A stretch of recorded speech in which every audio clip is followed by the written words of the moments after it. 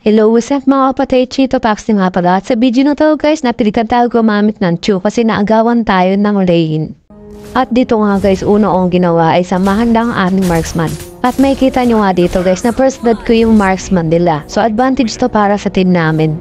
Dito nga target ko dito yung MM pero nagangas agad tong MM na to, may palibreng emote pa. So level 3 pa lang ako dito kaya napakaswerte niya. Buti na lang, ariarto yung Layla namin, napitas siya. Si Kadita nga muntikan ko nang hindi mapitas kasi nakalitas siya, kita niya naman ang second skill niya na i-dodge yung ulti ko. Dito nga yung Argus humingi ng saklolo. Papabayaan ko sana kasi inagaw yung lane ko. Kaya hindi pwede yung ganoon kasi siya ay kaampi ko. Kaya yung Freya binugbog ko. Dito nga bilis ng pangyayari, bigla ko nakita si Hanabish.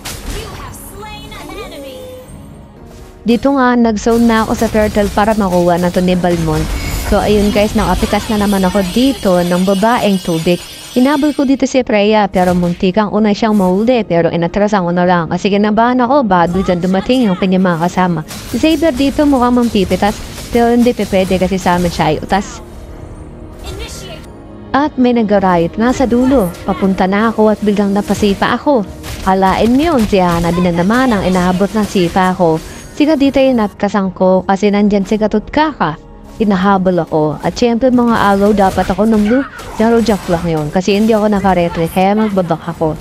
So yun guys, tignan nyo ang mangyayari dito hanggang dulo ng video. Kaya ako sa inyo ipanoorin nyo. Nakita ko si Saber nag-aabang dito. Kaya ang ginawa ko, sinipa ko yung kanyang ulo. So ayun, kita nyo naman. Wasak na wasak ang kanyang ulo. Ito nga ay nakakamanga. Mukhang si Kadita ay nabigla. Kasi tignan nyo, naglaw siya parang bula. At ito na nga guys, i-end na namin. So, tignan nyo naman itong mga to. Papalag pa talaga. Yung chori ito, todo bigay, nakita nyo naman. At ayun nga na, pangas ko si MVP ako. Samantalang tank to.